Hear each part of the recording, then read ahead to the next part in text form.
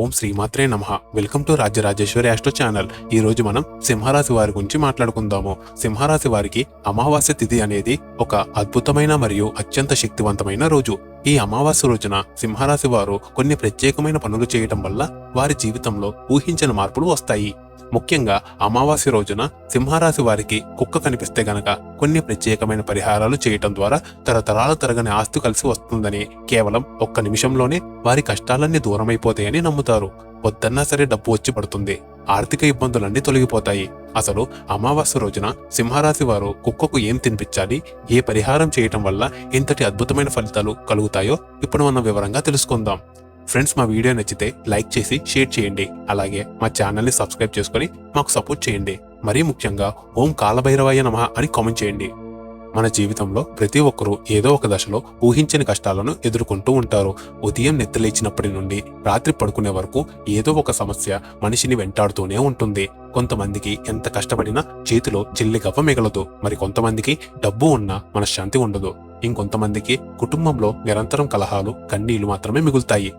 ఇలాంటి కష్టాల సుడిగుండంలో చిక్కుకున్నప్పుడు, ఎటు చూసినా దారి కనిపించని అంధకారం అలుముకున్నప్పుడు మనకు దైవానుగ్రహం ఎంతో అవసరం. ముఖ్యంగా అమావాస్య రోజు అనేది తాంత్రిక, జ్యోతిష శాస్త్రాలలో అత్యంత ప్రాముఖ్యత కలిగిన రోజు. చాలా మంది అమావాస్య అంటే ఏదో అరిష్టమని, చెడు జరుగుతుందని భయపడుతూ ఉంటారు. కానీ నిజానికి మన కర్మలను పోగొట్టుకోవడానికి, మనకున్న దోషాలను నివారించుకోవడానికి అమావాస్యను మించిన అద్భుతమైన రోజు మరొకటి లేదు. ఈ రోజున మన చుట్టూ ఉన్న విశ్వంలో ఒక అదృశ్యమైన శక్తి దాగి ఉంటుంది. ఆ శక్తిని మనం సరైన మార్గంలో, సరైన పరిహారాల ద్వారా ఉపయోగించుకుంటే మన జీవితంలో ఊహించని అద్భుతాలు జరుగుతాయి. మనకు తెలియకుండానే మనం ఎన్నో జన్మల నుండి మోసుకొస్తున్న పాపకర్మల వల్ల మనకు గ్రహదోషాలు, పితృదోషాలు అంటుకుంటాయి. ఈ దోషాల వల్ల మనం ఏ పని మొదలుపెట్టినా అందులో ఆటంకాలు ఎదురవుతాయి. పితృదోషం అంటే వంశవృద్ధి ఆగిపోతుంది. ఇంట్లో ఎప్పుడూ అనారోగ్య సమస్యలు పీడిస్తూ ఉంటాయి. అలాగే గ్రహదోషాలు ఉంటే మనం ఎంత కష్టపడినా దానికి తగిన ప్రతిఫలం దక్కదు. దరిద్రం మనల్ని నీడలా వెంటాడుతుంది.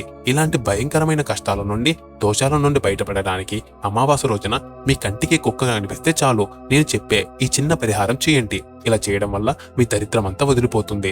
అప్పటి వరకు అదృష్టం లేక ఏడుస్తున్న మీ జీవితంలోకి ఒక కొత్త వెలుగు వస్తుంది. అదృష్టలక్ష్మి మీ ఇంటి తలుపు తడుతుంది. డబ్బులు రాక అప్పులు పాలైన మీకు ఊహించని విధంగా ధనాదాయం పెరుగుతుంది. కష్టాలు, కన్నీళ్లు అనేవి ఇక మీ దరిదాపుల్లో కూడా రావు. ఈ అద్భుతమైన పరిహారం గురించి తెలుసుకునే ముందు, అమావాస్య రోజున మనం చేయవలసిన ముఖ్యమైన పనులు, అలాగే ఎట్టి పరిస్థితుల్లోనూ చేయకూడని పనుల గురించి వివరంగా తెలుసుకోవాలి. అమావాస్య రోజున ప్రతి ఒక్కరూ పాటించవలసిన కొన్ని నియమాలు ఉన్నాయి. ఈ రోజు ఉదయాన్నే సూర్యోదయానికి ముందే నిద్రలేవాలి. బ్రహ్మముహూర్తంలో నిద్రలేవడం వల్ల మన శరీరంలో, మనసులో ఒక అద్భుతమైన సానుకూల శక్తి ఉద్భవిస్తుంది. నిద్రలేచిన వెంటనే కళ్ళు మూసుకొని మీ ఇష్టదైవాన్ని, మీ కులదైవాన్ని మనస్ఫూర్తిగా స్మరించుకోవాలి. ఆ తర్వాత ఇంటిని, వాకిల్ని ఎంతో శుభ్రంగా కడిగి తలస్నానం చెయ్యాలి. తలస్నానం చేసేటప్పుడు నీటిలో కొద్దిగా పసుపు లేదా గంగాజలం కలుపుకుంటే ఎంతో మంచిది. తలస్నానం పూర్తయిన తర్వాత ఇల్లంతా పసుపు నీళ్లు చల్లుకోవాలి. గడపలకు పసుపు రాసి కుంకుమ బొట్టు పెట్టి గుమ్మానికి మామిడాకులు తోరణాలు కట్టాలి. అమావాస్య రోజున దేవుని గదిని ఎంతో పవిత్రంగా ఉంచుకోవాలి. శుభ్రమైన వస్త్రాలు ధరించి దేవుని ముందు ఆవు నెయ్యితో కాని, నువ్వుల నూనెతో కాని దీపారాధన చెయ్యాలి. ఈ రోజున ముఖ్యంగా అష్టైశ్వర్యాలను ప్రసాదించే లక్ష్మీదేవిని, లయకారకుడైన పరమశివుడిని మరియు సృష్టి స్థితికారకుడైన శ్రీ మహావిష్ణువుని ప్రత్యేకంగా పూజించాలి. లక్ష్మీదేవికి ఇష్టమైన ఎర్రటి కమలాలు లేదా గులాబీ పూలతో అలంకరించి క్షీరాన్నం లేదా పరమాన్నం నైవేద్యంగా సమర్పించి శ్రీ సూక్తం పారాయణం చేయటం వల్ల ఇంట్లో ఎప్పటికీ ధనధాన్యాలకు లోటు ఉండదు. మహాలక్ష్మిని పూజించడం వల్ల దరిద్రం తొలగిపోయి ఇంటికి సిరి సంపదలు వస్తాయి. అలాగే శివుడికి మారేడు దళాలతో బిల్వాష్టకం చదువుతూ రుద్రాభిషేకం చేయడం వల్ల మీకున్న సకల గ్రహదోషాలు, మృత్యుభయాలు తొలగిపోయి అంతులేని మనశ్శాంతి కలుగుతుంది. పరమశివుడు బోలాశంకరుడు భక్తితో ఒక చెంబు నీళ్లు పోసినా సంతోషించి వరాలు అనుగ్రహిస్తాడు. ఇక శ్రీ మహావిష్ణువును తులసి దళాలతో, పసుపు రంగు పూలతో పూజించడం వల్ల కుటుంబంలో సుఖ సంతోషాలు వృద్ధి చెందుతాయి. భార్యాభర్తల మధ్య అనురాగం పెరుగుతుంది. విష్ణు సహస్రనామం పారాయణం చేయటం ఈ రోజున ఎంతో శ్రేయస్కరం. అమావాస్య రోజు సాయంత్రం సమయంలో ఇంట్లో మరియు తులసికోట దగ్గర తప్పనిసరిగా మట్టి ప్రమిదలో దీపం వెలిగించాలి. ఇంటి గుమ్మం బయట రెండు వైపులా దీపాలు పెట్టడం వల్ల నెగిటివ్ ఎనర్జీ ఇంట్లోకి రాకుండా ఉంటుంది. దీపం అనేది వెలుగుకు సంకేతం. అజ్ఞానాన్ని, చీకటిని ప్రాలదోలే ఒక దైవిక సాధనం. ఇక అమావాస్య రోజున పొరపాటున కూడా చేయకూడని పనుల విషయానికి వస్తే, ఈ రోజున ఎట్టి పరిస్థితుల్లోనూ ఇంట్లో మాంసాహారం వండకూడదు, పూజించకూడదు. మద్యపానం, ధూమపానం వంటి దురలవాట్లకు పూర్తిగా దూరంగా ఉండాలి. గోలు తీయడం, జుట్టు కత్తిరించుకోవడం, క్షవరం చేసుకోవడం లాంటివి అస్సలు చేయకూడదు. ఎవరితోనూ గొడవలు పడకూడదు. ముఖ్యంగా ఇంట్లో ఆడవారిని కానీ వృద్ధులను కానీ కించపరిచేలాగా కఠినమైన మాటలు మాట్లాడకూడదు. ఎందుకంటే అమావాస్య రోజున పితృదేవతలు మన ఇల్లు చుట్టూ తిరుగుతూ ఉంటారు. ఇంట్లో అశాంతి ఉంటే వారు బాధపడి వెళ్లిపోతారు. పితృదేవతలు ఆశీర్వాదం లేకపోతే ఏ కుటుంబం కూడా అభివృద్ధి చెందదు. అబద్ధాలు ఆడటం, ఇతరులను మోసం చేయటం, ఎదుటివారి ఎదుగుదలను చూసి ఏడటం లాంటివి ఈ రోజున చేస్తే తీవ్రమైన కర్మదోషాలు చుట్టుకుంటాయి. కొత్త పనులు, శుభకార్యాలు, సుదూర ప్రయాణాలు, గృహప్రవేశాలు, నూతన వ్యాపార ప్రారంభాలు ఈ రోజు అస్సలు మొదలు పెట్టకూడదు. అమావాస్య అనేది కేవలం ఆధ్యాత్మిక సాధనకు, పితృదేవతల ఆరాధనకు, దాన ధర్మాలకు మాత్రమే ఉపయోగించాలి. ఈ నియమాలను తూచా తప్పకుండా పాటించిన వారికి భగవంతుడి పరిపూర్ణ అనుగ్రహం కలుగుతుంది. ఈ అమావాస్య రోజున మీకు ఎక్కడైనా వీధిలో కానీ మీ ఇంటి దగ్గర కానీ కుక్క కనిపిస్తే ఒక అద్భుతమైన పరిహారం చేయడం వల్ల మీకు తరతరాలకు తరగని ఆస్తి వస్తుంది. అసలు ఈ పరిహారం ఎందుకు చేయాలి, దీనివల్ల మన కష్టాలు ఎలా పోతాయనే విషయం గురించి ప్రతి ఒక్కరూ లోతుగా అర్థం చేసుకోవాలి. ఈ రోజుల్లో మనుషులు ఎదుర్కొంటున్న కష్టాలు అన్ని ఇన్ని కావు. మనలో చాలా మంది అనారోగ్య సమస్యలతో, ఆర్థిక ఇబ్బందులతో తీవ్రంగా బాధపడుతున్నారు. ఒక పక్క అనారోగ్య సమస్యలు పట్టి పీడిస్తూ ఉంటే ఆసుపత్రుల చుట్టూ తిరిగి లక్షలు ఖర్చు పెట్టినా వ్యాధి నయం కాక శారీరకంగానే కాకుండా ఆర్థికంగా కూడా చితికిపోతున్నారు. ప్రాణాలను అరచేతులు పెట్టుకుని ప్రతిక్షణం భయంతో బ్రతుకుతున్న వారు ఎంతో మంది ఉన్నారు. మరోపక్క ఆర్థిక ఇబ్బందులు ఊపిరి సలపనివ్వకుండా చేస్తున్నాయి. చేసిన అప్పులు తీర్చలేక, వడ్డీలు కట్టలేక, అప్పుల వల్ల సూటిపోటి మాటలు పడలేక, అవమాన భారంతో ప్రతిరోజు నరకం అనుభవిస్తున్న వారు, కనీసం పిల్లల చదువులకు, ఇంటి అద్దెలకు, రోజువారి ఖర్చులకు కూడా డబ్బులు లేక కన్నీళ్లు పెట్టుకునేవారు చాలా మంది ఉన్నారు.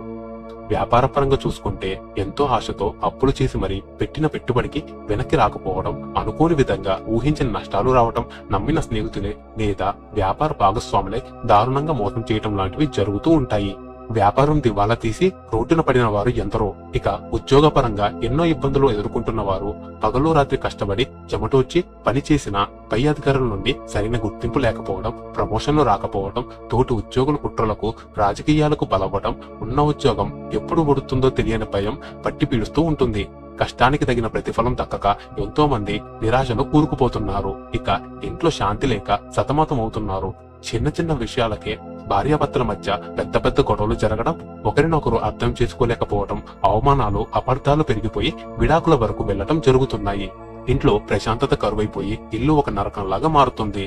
పిల్లలు మాట వినకుండా చెడు స్నేహాలు చేసి చెడు తిరుగులు తిరుగుతూ భవిష్యత్తును నాశనం చేసుకోవడం తల్లిదండ్రులకు తీరని వేదనను మిగులుస్తుంది. బయట సమాజంలో తోటి వారితో గొడవలు, మన ఎదుగుదలను చూసి ఓర్వలేక కారణం లేకుండానే శత్రువులు పెరిగిపోవడం, వారి కుట్రల వల్ల కోర్టు కేసులు, పోలీస్ స్టేషన్ల చుట్టూ తిరగాల్సిన పరిస్థితులు రావడం జరుగుతున్నాయి. ఇలా జీవితం అన్ని విధాలుగా కష్టాలలో కూరుకుపోయింది. ఎంత పూజ చేసినా దేవుడు కరుణించడం లేదు అని గుండెలు పగిలేలా బాధపడే మీరు మీ కష్టాల తలుపులు మూసుకుపోయినా అదృష్ట తలుపులు తెచ్చుకోవాలి అంటే అమావాస్య రోజు కుక్క కనిపిస్తే నేను చెప్పే ఈ అద్భుతమైన పరిహారం ఖచ్చితంగా చేసి తీరాలి. అసలు కుక్కకు ఎందుకు పరిహారం చేయాలి, దాని వెనక ఉన్న ఆధ్యాత్మిక రహస్యం ఏమిటి అన్నది మనం తెలుసుకోవాలి. హిందూ సనాతన ధర్మం ప్రకారం కుక్క అనేది సాక్షాత్తు ఆ కాలభైరవుడి వాహనం. కాలభైరవుడు అంటే ఎవరో కాదు, ఆయన సాక్షాత్తు ఆ మహాదేవుడి అంశ. కాశీ క్షేత్రానికి పాలకుడు, సమస్త భూతగణాలకు అధిపతి ఆ కాలభైరవుడే. శివుడికి మనం ఈశ్వరుడు అని అంటాము. ఈశ్వరుడు అంటే ఐశ్వర్యం ఇచ్చేవాడు అని అర్థం. ఈశ్వరుని ఆరాధించడం వల్ల మన జీవితంలో అద్భుతమైన మార్పులు వస్తాయి. ఇక్కడ ఐశ్వర్యం అంటే కేవలం డబ్బు, బంగారం, బంగళాలు, కార్లు, ఆస్తులు మాత్రమే కాదు. సంపూర్ణమైన ఐశ్వర్యం అంటే రాత్రి పడుకోగానే ప్రశాంతమైన నిద్ర పట్టడం, ఉదయం లేవగానే ఎలాంటి భయాలు లేని మనసు ఉండడం. ఒక మనిషికి కోట్లో ఉన్న ప్రశాంతమైన నిద్ర లేకపోతే ఆ డబ్బు ఎందుకు పనికిరాదు. మంచి ఆరోగ్యం, 10 కాలాల పాటు రోగాలు లేకుండా బ్రతకడం అసలైన ఐశ్వర్యం. ఒకరినొకరు ప్రాణంగా ప్రేమించుకునే మంచి కుటుంబం, సంస్కారం ఉన్న పిల్లలు, సమస్యలు లేని జీవితం, శత్రుభయం లేని జీవనం, 10 మందిలో మంచి పేరు ప్రఖ్యాతను సంపాదించడం, ఇవన్నీ కూడా అసలైన ఐశ్వర్యాలే. మీరు కూడా ఇలాంటి సంపూర్ణమైన ఐశ్వర్యంతో నిండిపోవాలి అంటే, ఎలాంటి లోటు లేకుండా మహారాజులో బ్రతకాలి అంటే ఆ పరమశివుడి కాలభైరవుడి కరుణా కటాక్షాలు మీపై పరిపూర్ణంగా ఉండాలి. ఆ స్వామి దయ మీపై కలగాలి అంటే ఆయనకు అత్యంత ప్రీతిపాత్రమైన ఆయన వాహనమైన కుక్కను మీరు సంతోషపెట్టాలి. కుక్కకు మనం పెట్టే ఆహారం నేరుగా సాక్షాత్తు కాలభైరవుడికి చేరుతుంది అని మన వేదాలు, పురాణాలు ఘోషిస్తున్నాయి. కాలభైరవుడు కాలానికి, కర్మలకు అధిపతి. ఆయన తలుచుకుంటే నిమిషాల్లో మన రాతను మార్చేయగలడు. మనం గత జన్మలో చేసిన పాప కర్మల వల్ల ఈ జన్మలో మనం ఎదుర్కొంటున్న ఎటువంటి కర్మ దోషాలనైనా 7 తరాల పితృశాపాలను అయినా క్షణాల పటాపంచలు చేయగల మహా అద్భుతమైన శక్తి, కరుణ ఆయనకు మాత్రమే ఉన్నాయి. ఆయన వాహనమైన కుక్కకు అమావాస్య రోజున ఇప్పుడే చెప్పిన వాటిని ఆహారంగా పెట్టండి. అమావాస్య అనేది పితృదేవులకు ఎంతో ప్రీతిపాత్రమైన రోజు. అలాగే దుష్ట శక్తులను ప్రాళతోచడానికి, కర్మలను ప్రక్షాళన చేసుకోవడానికి అత్యంత సరైన రోజు. కాబట్టి ఈ రోజున రాత్రి 11 గంటల లోపు, అంటే అమావాస్య గడియలు ఉన్న సమయంలో మీకు ఎక్కడ కుక్క కనిపించినా సరే, మీ వీధిలో కానీ, గుడి దగ్గర కానీ, దారిలో కానీ దానికి ఇప్పుడు చెప్పే ఆహారాన్ని స్వయంగా మీ చేతులతో ఎంతో భక్తి శ్రద్ధలతో పెట్టాలి. కుక్కను ఒక సాధారణ జంతువులా కాకుండా భైరవ స్వరూపంగా భావించి ఈ ఆహారాన్ని సమర్పించాలి.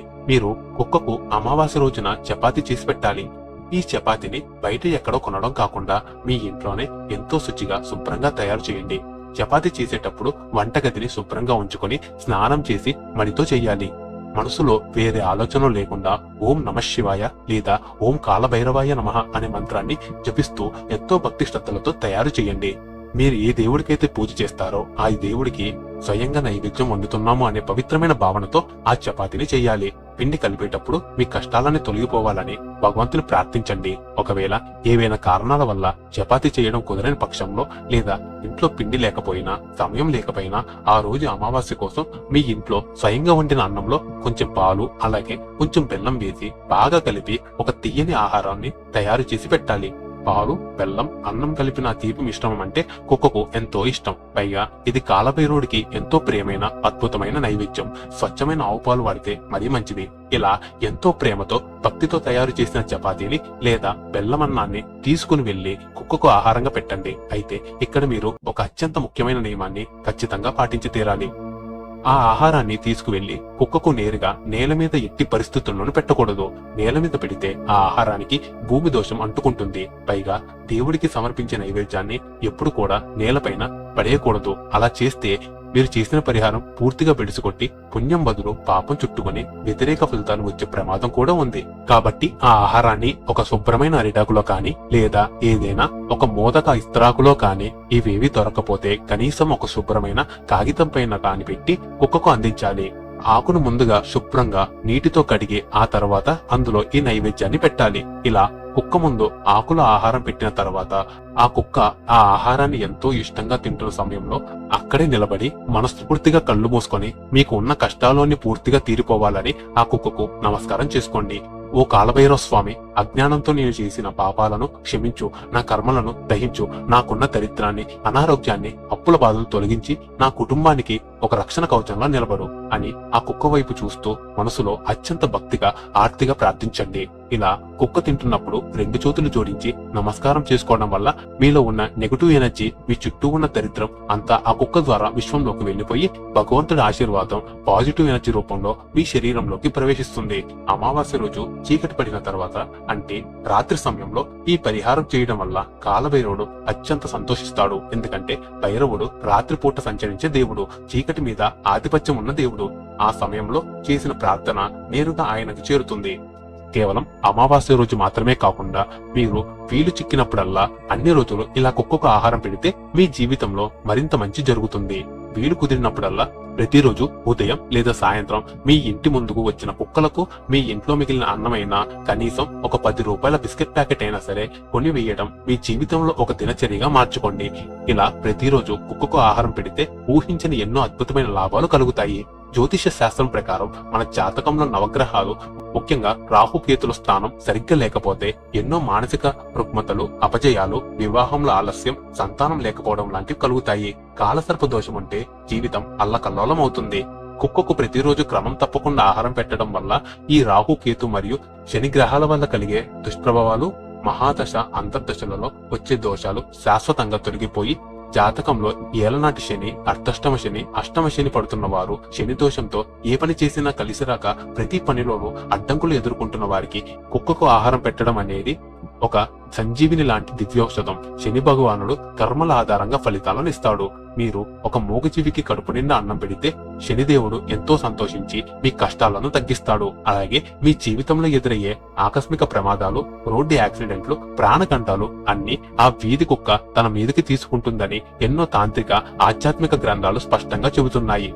మీకు రావాల్సిన అకాల మరణ గండాన్ని కూడా ఆ భైరవ వాహనం అడ్డుకోగలడు. మీకు ప్రాణదానం చేయగలడు. మీ ఇంటి చుట్టుపక్కల కుక్కలు ఉంటే మీ ఇంటిపై ఎలాంటి నరదృష్టి ఉండదు.